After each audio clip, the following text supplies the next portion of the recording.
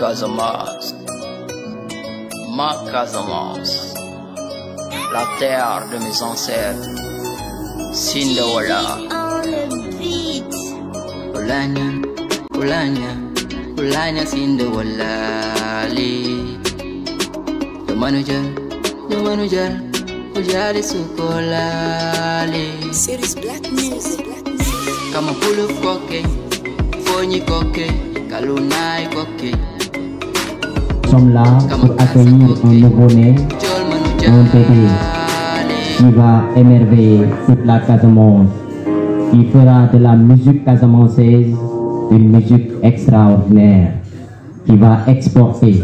la culture casamançaise un peu partout dans le Sénégal, mais aussi un peu partout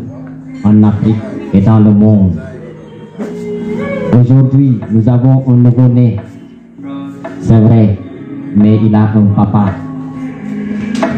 Je m'en vais vous présenter son papa. Il s'appelle Insa Badji, de son vrai nom, Tchad Di Bigo Boy. Est un artiste rappeur né à Niaguis, grandi à Bignona, où il a passé toute son enfance. Il fut influencé par son grand frère rappeur, poète Mbette. Il commença à écrire ses premiers textes de rap en 2012 et fonde le groupe Beside Under avec ses amis Karl et Max en 2014. En 2014, il sort son premier single avec son groupe Beside Under. En 2016, il sort son premier projet, une mixtape intitulée My Time Is Now avec un groupe Beside Under toujours. En 2020, Tchad lance sa carrière solo et sort son premier single intitulé El Capo, produit par le label LT Productions. Le 30 novembre 2021, il sort un single intitulé Ragal pour l'âme. C'était une série de freestyle Ragal, voilà pour l'âme, premier freestyle, 5 titres. En 2022, le 12 novembre, il sort un clip intitulé Sindola. Le 19 novembre, aujourd'hui, il fait le baptême de son premier projet solo. Aujourd'hui, il s'agit d'un EP de 6 titres plus bonus track intitulé Bigo Boy. Pour enrichir sa musique, Tchad HP s'investit dans l'entrepreneuriat. Bignona Kadiaka vous donne une fierté d'abord et une première pour man Teji Théofi, nous les personnes de l'ombre, nous toog tey nar a jël micro pour wax. Bon, c'est une première et une grande fierté de ma part de présenter un projet d'un fils de Bignona, d'un fils de la Casamance, je peux dire. Wax tuuti ci LT balaa ñuy dugg ci projet bi ci boppam leen xamal ni LT depuis 2009 lañu commencé liggéey dans le bénévolat. Au début c'était LT Production di produire ay artistes à notre manière ak sunu xam-xam bu ndaw bu ñu am dem ba ci biir am amour bi dugg ci commencé di gestu di jéem a dem jàngi ji comme ko gars yi def parce que au début c'était difficile pour embrasser lu jëm ci musique surtout musique rap ay année 2009 c'était trop difficile parce que les artistes chantaient en wolof gars yi wolof la ñuy wéyee te nos parents duñ daan dégg lan la gars yi di wax déjà accoutrement bi tamit da doon poser problème pour société bi gars yi mën a accepter rappeur bi. Bon, on a eu l'idée de passer à la radio. C'est là, nous avons eu Casamance 2009. C'est là, pourquoi pas, nous avons eu une émission hip-hop sur la radio, et invité artistes. Heureusement, Big Mo était le premier en ce temps pour amener commencer à nous en Diola, di rap en Diola, parents di ko déglu et bu ñu commencé di teg son big mooy rajo Foñ FM Sindian et les parents commencé di déglu message bi ñu commencé xam ni kon ñii ñu foog ne ay dof lañu ce ne sont pas des fous c'est des lanceurs de message si la yëf yi ñëwee ñu commencé di def ay émission di invité artistes yi lépp si xool na lañu yëkkatee niveau musique Casamance di invité artistes yi rajo di leen poser ay questions quel est le rôle de l'artiste dans sa maison d'abord si quartier am nan la artiste bi war a comporter si biir quartier am nan la artiste bi war a comporter si biir dëkkam et on a vu que les parents ont commencé à appeler à la radio pour féliciter l'initiative et si lañu soog a comprendre ni ki gars yi ñu foog ne xëy na ay dof lañu duñu ay dof lu gars yi di wax ci suuf loolu la jeunes yi nekk di génnee di ko kaas di remercier DJ Zal parce que c'est à cause de DJ Zal laa xam boy bi di Thiat bu muy def terminal Zal woo ma ne ma ah MMS man de am naa boy bi ma nekk di suivre bu may encadrer bëgg naa nga yor ko Sindian pour mu ñëw passer bac ma ne ko amul benn problème c'est la famille quoi si la Thiat ñëwee kër ga mais un gosse très discipliné un gosse courageux sant yàlla ñëw na allié na musique ak étude il a eu son bac d'office xam nga et il m'a honoré parce que musique bi daal comme ni ma koy waxee on dit que képp kuy def musique rek gars yi day am fu ñu lay féete quoi mais sant yàlla ñoom ñëw na sama kër toog na jàng na def na musique parce que y avait le studio dedans soo leen xoolee biographie bi yaa de ces tracks yoo xam ne Sindian la ko jëkkee def sa carrière solo premier son Sindian la ko def xam nga kon fierté la tey jii nii ñu nar a toog fii di présenter premier projet Thiat mu am réflexe ne ah man de sama premier projet dama koy cërale LG parce que c'est là où tout a commencé donc reconnaissance la en plus fierté la tamit nga yor nit encadré ko conseillé ko mu dem ba tekki nekk ci lenn mu am lu muy génnee mu ñëw bàyyi la ko wala dee la ko xam nga. mu nekk li nga xamante ne c'est important ndax bi ñuy tàmbalee ak tey yàgg na donc c'est dire que damay dellu siwaat ci ñi nga xamante ne aussi c'est des partenaires avec qui on a eu à travailler li ko mel ni King Salif Design li ko mel ni Lia Prod li ko mel ni aussi Easy Casa Bignona TV Casa TV Yënguleen Info Jegun Info LC TV donc ñoom ñëpp c'est des gens yi nga xamante ni sont là ils s'occupent de la communication ñu nekk une fierté pour la commune de Bignona mais aussi une fierté pour le département de Bignona ñun ñu ngi leen di naan merci merci merci sans plus tarder dañuy introduire ki nga xamante ne moom mooy gis ni Bignona am na problème ma ne ko déet waaye mu ne ma waatu sita donc waxtu bi jot na ma ne ko lan moo xew mu ne ma anine brok ma ne ko lu xew mu ne ma dama koy tasaare ma ne ko foo koy tasaare mu ne ma ci biir dëkk bi yëpp ma ne ko boo ci paree looy def mu ne ma damay ut li nga xamante ne moom mooy thermomètre ma dem jël li nga xamante moom mooy température donc kooku mooy mooy Thiat HP parce que woote ñu woy lu yomb tey lu ñu fi andi ñun ñëpp mooy dañu ñëw pour dévoiler projet bi mais aussi dévoiler mystère bi nekk ci biir projet bi parce que bien que ñëpp xam nañu tout projet bi projet baa ngi tudd Bigo Boy mais xëy na ñu bëri xamuñu lan moo waral choix bi d'abord pourquoi ñu jël Bigo Boy tuddee ko projet bi lan mooy Bigo Boy ak lu ko waral tamit quoi loolu yëpp xam naa après dinañ ci dellu si waat quoi balaa ma si dugg xam nga damay nuyu ay grands yi nga xam ne voilà jàpp nañ ci te aussi taxaw nañ ci quoi ci projet bi mooy d'abord ki nga xam ne mooy MMS DJ nga xam ne mooy PDG groupe LG grand la boo xam ne voilà yaa gën a jàpp ci liggéey bi depuis ba may commencé sama carrière solo DJ Zal ñi nga xam ne moom moo ma présenté MMS DJ voilà moom tamit du ma ko fàtte parce que grand la boo xam ne elle a toujours été là ba léegi mu ngi jàpp si liggéey bi quoi projet bi nag projet Bigo Boy bi projet la boo xam ne am na 6 titres ak benn bonus track bu doon seet projet bi soit Bigo Boy bi justement lu tax ñu choisir Bigo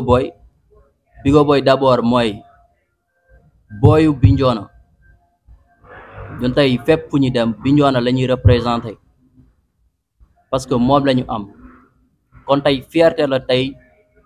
ñu toll ci génnee benn projet benn produit ñu jël produit bi tuddee ko Bigo Boy muy booyu Bignona parce que avant tout d'abord booyu Bignona laa xam fi laa defee sama lépp quoi Bignona ma vie grandir sama jaar-jaar yëpp daanaka su ma koy wax rek du génn Bignona parce que lépp fii la commencé aussi projet bi bon buñ ko dégloo premier titre bi intro la quoi mais intro bi am na neem mu ngi tudd yaakaaruma ci kenn bon yaakaaruma ci kenn juste pour wax sama parcours samay jaar-jaar li nga xam te aussi moom la ñuy jànkonteel aussi ci liggéey bi ci milieu bi moo waral ñu tuddee ko yaakaaruma ci kenn mais aussi pour wone suñu gëm-gëm ni ki musique bu ñuy def nii c'est pas dañ ci dugg pour leneen mais dañ ko gëm mais aussi carrière lañ ci jublu donc on fait pas de la musique pour faire de la musique mais aussi musique la boo xam te day wax sama son yëpp tey son projet bi son boo ci déglu rek yow dafay mel ni son yow laa ko wéyal parce que foo jaar di nga ci gis sa bopp voilà morceau boobu noonu bokk na tamit si morceau yoo xam te ñoo ma gën a marqué si projet bi aussi quoi bokk na si morceau yu ma gën a bëgg parce que morceau boo xam te man su ma koy déglu day mel ni sama bopp laa ko wéyal quoi mais tamit yow mi koy déglu tamit day mel ni yow laa ko wéyal parce que tey ak si lépp loo munti nekk yaa ngi jànkoteel ay problème mooy moo xam ci dund bi wala ci liggéey bi nga xam te moom ngay def morceau boobu noonu muy wax problème yëpp yi nga xam te nit a koy jànkonteel ci dundam boo ci dégloo maa ngi ci wax problème mu dépense problème mu ordonnance te am na ñi nga xam te ñu ngi tëdd ci hôpitaux yi muy loolu ñu ngi am problème jënd ordonnance yi nga xam te moom lañuy fajoo quoi boo ñëwee tey ñeneen ñu ngi am problème sax ndox bu ñuy naan eau potable am na ñoo xam te am nañu problème fu ñuy fanaan problème dund bu cher bi nga xam te tey actualité la kon ba mënuma génnee projet ba pare du ma wax ci dund bu cher bi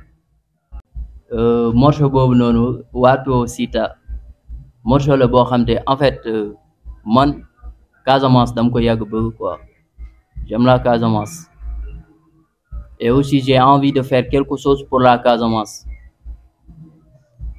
tey lu ma yàlla may mooy voix ma wax gars yi dégg ma donc ci loolu laa investir aussi pour sama participation ci Casamance bi son boobu noonu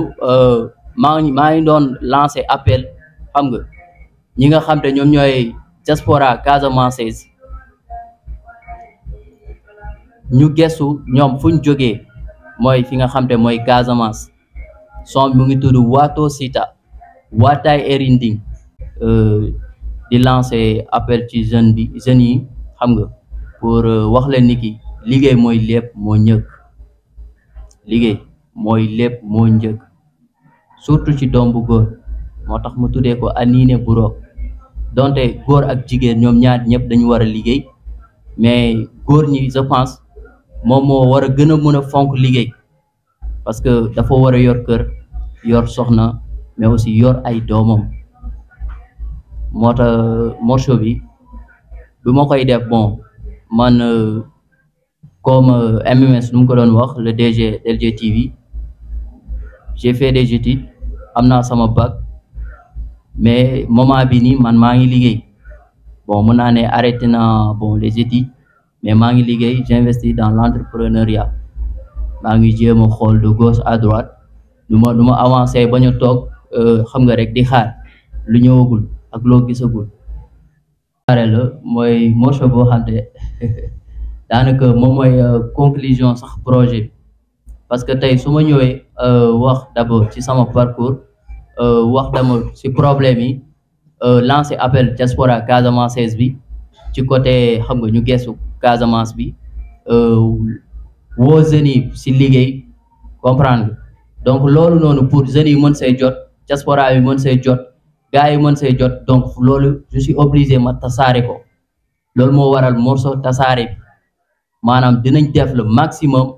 avec équipe bi avec gars yi nga xam te ñoom pare nañ tamit pour ñëw jàpp si ñu fi ñëw yëpp ba ñëpp jot si looloo waral morceau tasaare bi. Siaka Sané,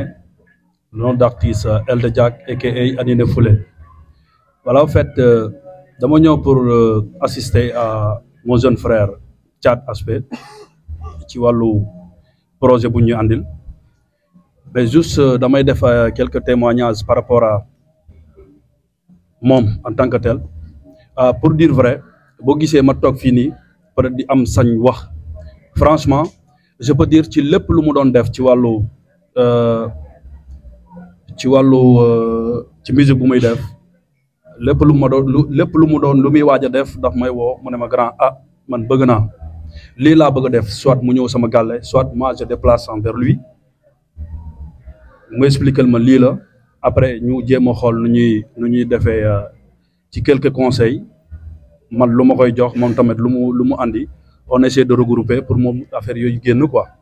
léegi pour dire aussi am na MMS maa ngi koy nuyu de passage ci benn anecdote par rapport à DJ Zal franchement sama connexion bu gën a bëri ci boy bi nii sama frère bi jóge na tamit ci DJ Zal. yéen ñëpp projet bi yàgg na mais moo benn moment il a préféré mu dem uti ji fond pour mu mun a continuer projet bi nii voilà ci looloo tax benn moment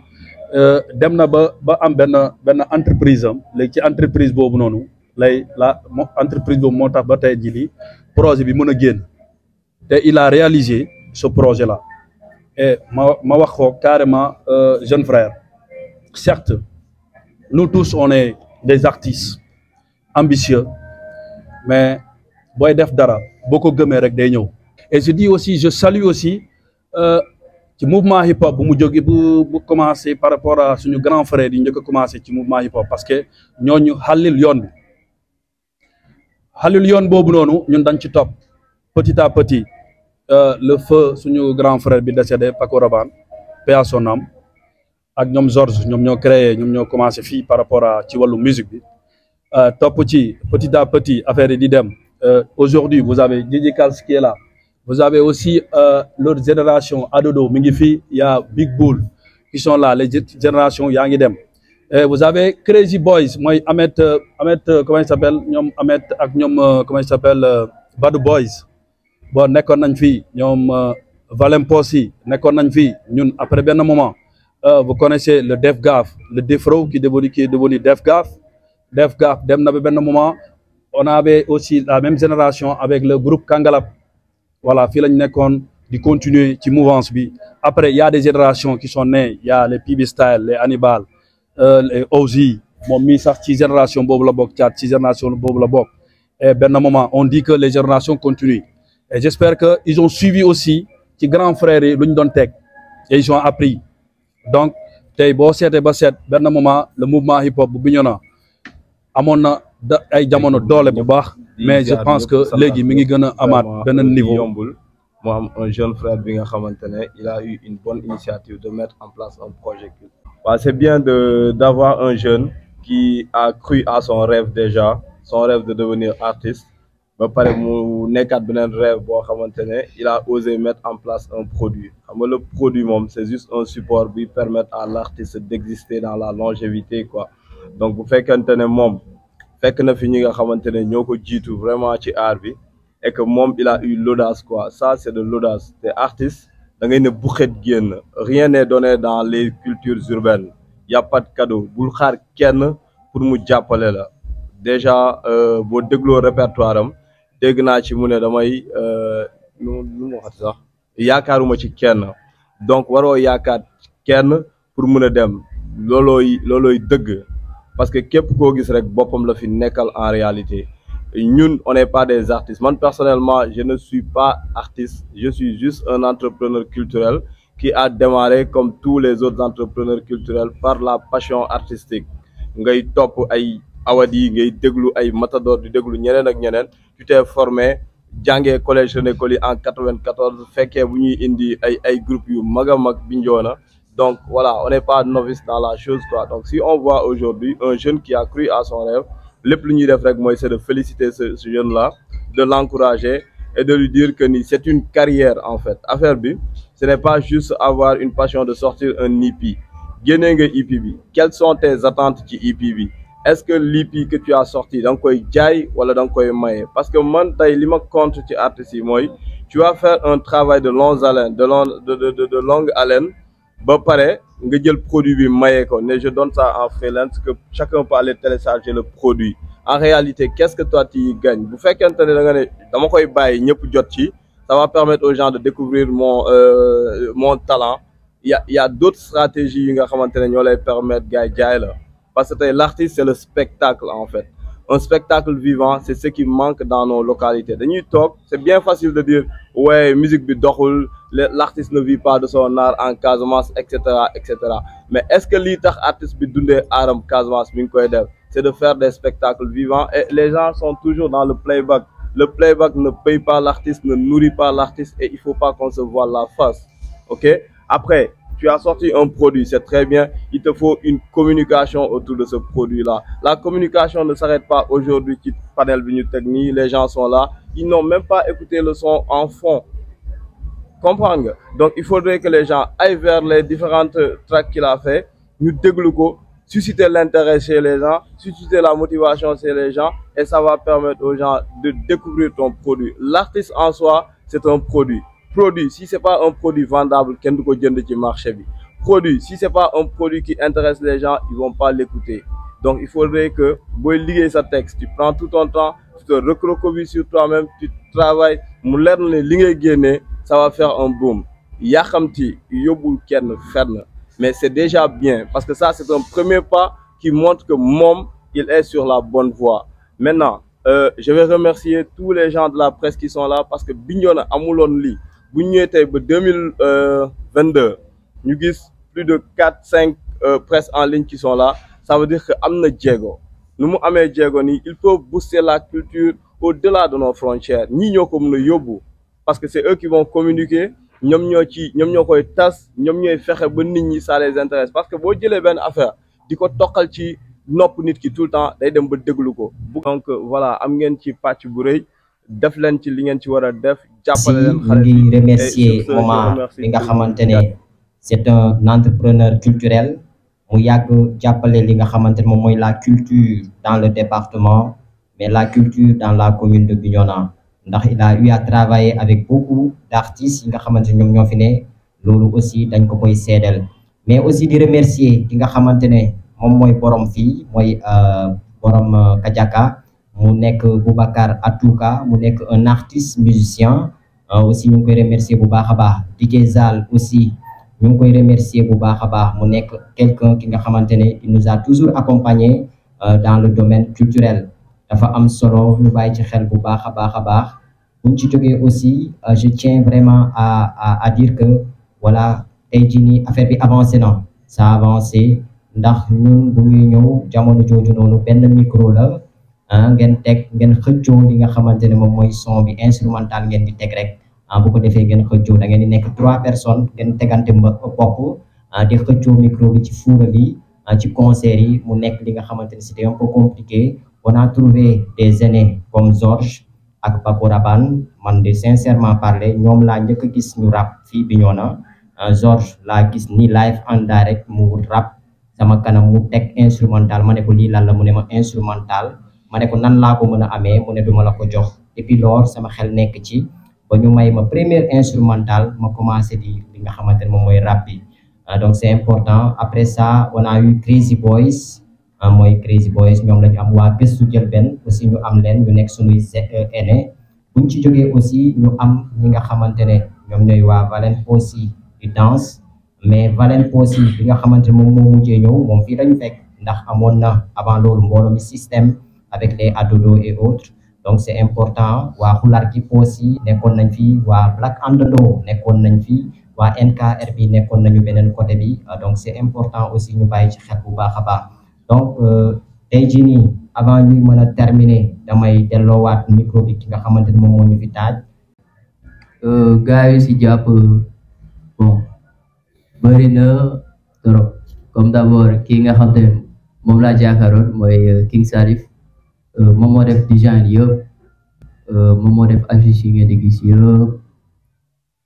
moom tamit moom moo jox base LG bi ngeen di gis nii quoi DG aussi LG groupe LG mooy MMS DJ kooku tamit depuis le début mu ngi jàpp ci liggéey bi tamit quoi DJ Zal aussi il n'a jamais laissé prise ba tey daf ñu woo voilà di ñu conseiller mais aussi di ñu jàppale aussi ci liggéey bi tamit quoi yaa aussi sama grand bi nekk sama wet muy Maman Ndiaye grand bu ma jox cër quoi parce que bi ma ko woowee ma ne ko voilà je prépare un projet depuis lors ba tey jii nii voilà mu ngi may jege di jéem a xam fa laa toll ci projet bi mais aussi di ci impliqué wu il y a aussi les médias yi nga xam te voilà bi ma leen wooyee sonaluñu ma tamit quoi du coup voilà dañoo sax ñoom sax voilà ils ont pris plaisir pour ñëw jàpp ci événement bi tamit quoi donc lii nii lu bees la parce que bu fekkoon am na sax mais bëriw fi woon ci côté média mën naa ne peut-être côté boobu noonu moo téewoon tamit bokk na ci lu obstacle yi nga xam te moom moo ñu sonal ci côté musique mooy ci côté site bi nii quoi donc maa ngi jaajëfal média yi mooy Bignona TV Casa TV LG TV Lia Prod média yi yëpp yu fi nekk su ma naree lim tamit jur y a aussi Casa TV ma leen di jaajëfal bu baax. De commencer, je remercie tous les gens qui sont ici présents. Ñu leen di jaajëfal bu baax a baax. Moi, je me nomme Idrissa Sarr Bokoum, je suis ici de Bignona. Et di delloo njukkal baax tam Chat SLV parce que tamit gaan boo xam ne tamit bëgg na aar bi te moo ngi koy dund quoi. Raison pour laquelle lorsqu'il m'a contacté dama ne non si il fallait ma ñëw ñu dund lii bi parce que aar lii la quoi lépp ñëpp ñëw ku nekk joxe sa xalaat te mooy l'essentiel bi tamit yéen tam ñoo ngi leen di jaajëfal bu baax a baax ak télé yu fi teew rajo yëpp ñoo ngi leen di jaajëfal. Là j'ai amené de différents tableaux et ce tableau là qui est à côté de moi ça parle des vendeuses mooy jaaykat. L'autre tableau qui est là-bas ça parle du forgeron. Oui, là on a un tableau qui parle du forgeron. Merci. Et dans l'autre côté il y a un tableau qui parle de la communication, c'est-à-dire les différentes outils que nos grands arrière-grands-pères utilisaient pour lancer des communications. Et quand on parle de la communication, même le hip-hop, ça parle de la communication parce qu'à travers l'hip-hop, on peut véhiculer des messages, mais on peut critiquer certains méthodes, on peut critiquer aussi certains méfaits de la société. Ça aussi, c'est de la communication. Et dans ce tableau même, on voit une femme qui danse. Parce que celui qui danse avec le tam-tam, c'est la communication avec celui qui danse et le tam-tam aussi. Et aussi, il y a le kajandak. Quand on parle du kajandak, c'est l'enracinement. Parce que celui qui guetti, il y a une quoi, ham. OK? Et à l'intérieur, c'est-à-dire le centre du tableau, il y a une femme. Et dans la tête, j'ai mis une calebasse. Pour montrer l'importance de la personne, ce n'est pas son physique, ou bien sa beauté, ou bien ses belles yeux, mais c'est tout simplement le contenu qu'il a à travers son cerveau. Parce qu'aujourd'hui, si on pose la personne, certaines choses à la personne, c'est tout simplement nous xam lan bagage la am ci bop bi. Tene mom moy ngenté première IP moy Chat HP. Di remercier ki nga xamantene mom mo ñu dalal mu nek Boubacar Badji en tout cas di remercier wa LG production moy MMS di remercier aussi Momar ki nga xamantene il est là di remercier El de Jack bi nga xamantene aussi il est là di remercier Chat bi nga xamantene mom moy papay moy projet bi aussi di remercier ñi nga xamantene ñom ñoo fi nek les médias mooy li ko mel ni King Salif ñu ngi koy remercier bu baax a baax DJ Zal aussi ñu ngi koy remercier bu baax a baax di remercier Lia Production di remercier Easy Kaza di remercier Bignona TV di remercier Kaza TV di remercier Yengulen Info di remercier Cegun TV di remercier LC TV waaye ñu ngi remercier ki nga xamante moom mooy Idrissa Bokoum ndax moom moo tax salle bi tey mu rafet ni mu rafetee nii mooy caat dafa ma ne Kalidou avant ngay terminer dama bëgg nga remercier ma ki nga xamante ne moom mooy sama àndandoo bu yàgg mooy Karl di ko remercier bu baax a baax